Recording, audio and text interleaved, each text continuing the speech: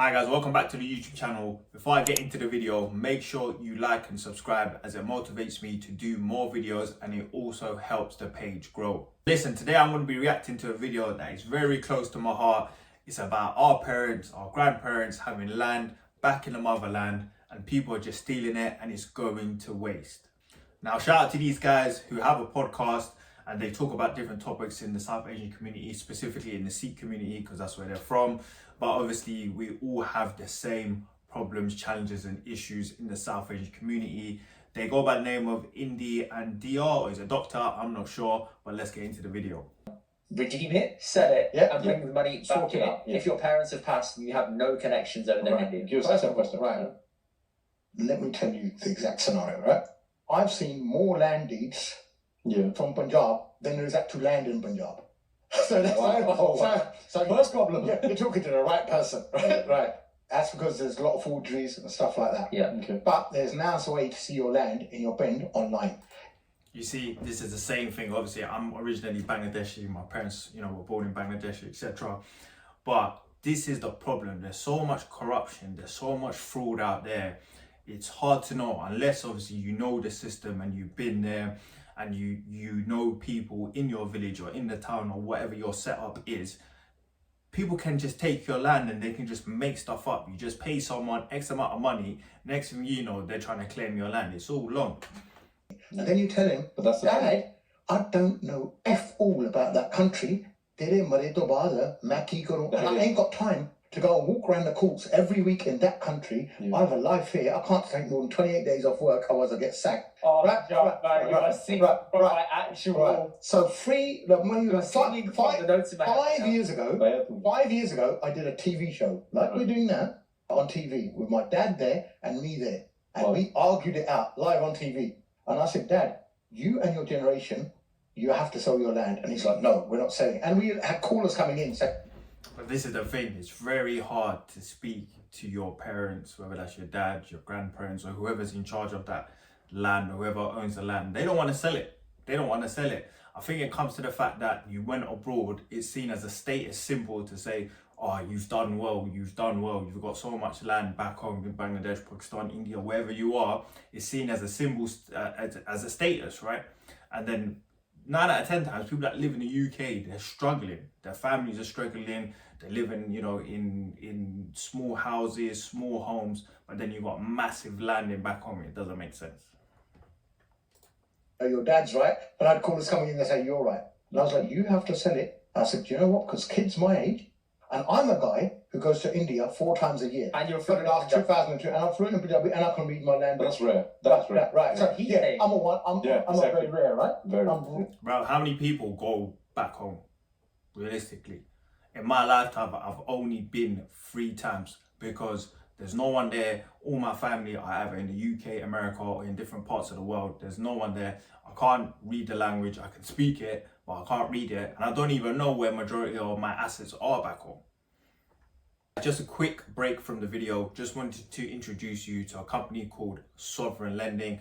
Are you a business? Do you need funding to expand your operations? You want to open another location? Or do you need to upgrade your equipment? Or do you just need some financial help?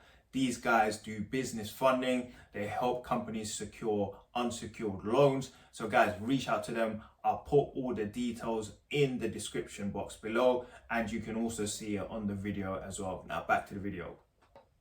And I say, I wouldn't have a foggiest, it doesn't matter who I know. I might know Modi, I might know Bhagwant Mann. It doesn't mean anything, right? It doesn't I wouldn't know anything, right? Because out there, your own relatives, I've got your eye on your land. If you think every time you go India, they follow you around because you look like Akshay Kumar, I would like to tell you, my friend, you do not look like Akshay Kumar. Maybe Shakti Kapoor, but definitely not Akshay Kumar. And there's a key lesson to be learned here, Like, you gotta remember, when we're born in the UK, America, whatever, people back home tend to think we're dumb. They don't think that we clock these things.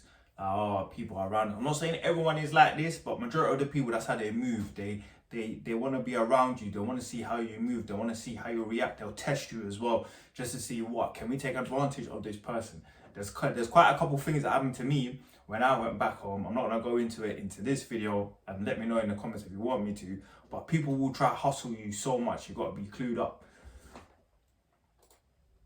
And it's not because we're pretty or good looking that they go, Haji, Haji, Haji, and then my friend there. Their one eye is on your land.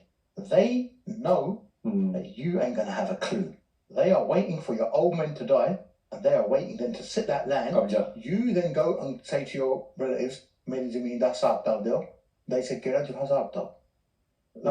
right, you have to see England and the Tapan Lagela, I'm gonna shoot you, I'm gonna throw fans with you, yeah? They will call a Haldar, not even a Tanidar. A Haldar is just a normal policeman.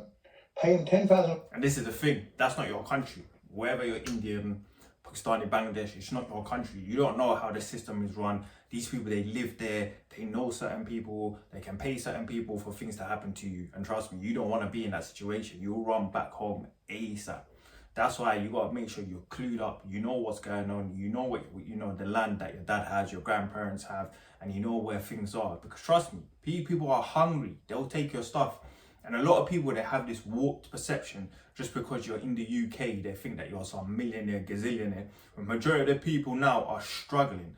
Life is hard in the UK, mad interest rates, utility bills gone through the roof. Yeah, but people back home, they don't understand these things. They just think money grows on trees, bro. In there. So basically, in India, to get a tenant out, basically stop buying plots of land and buy houses.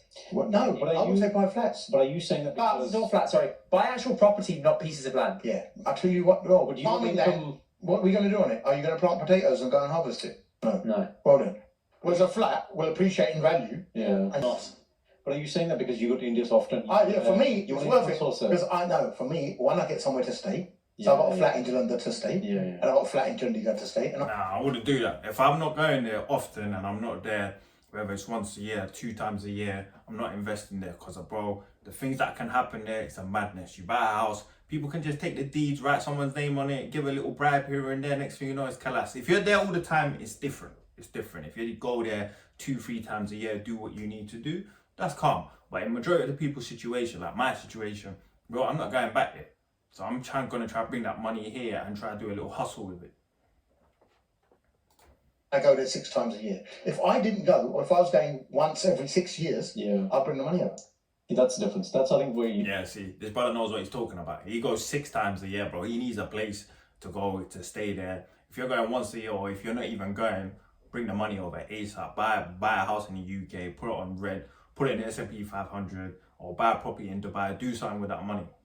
So guys, let me know what your thoughts are. Are you in the same situation? How would you approach this with your family? Let me know in the comments below. And again, please make sure you subscribe. Again, it motivates me to do more reactions and it also helps the page grow. Also in the comments below, put down any video links that you want me to react to.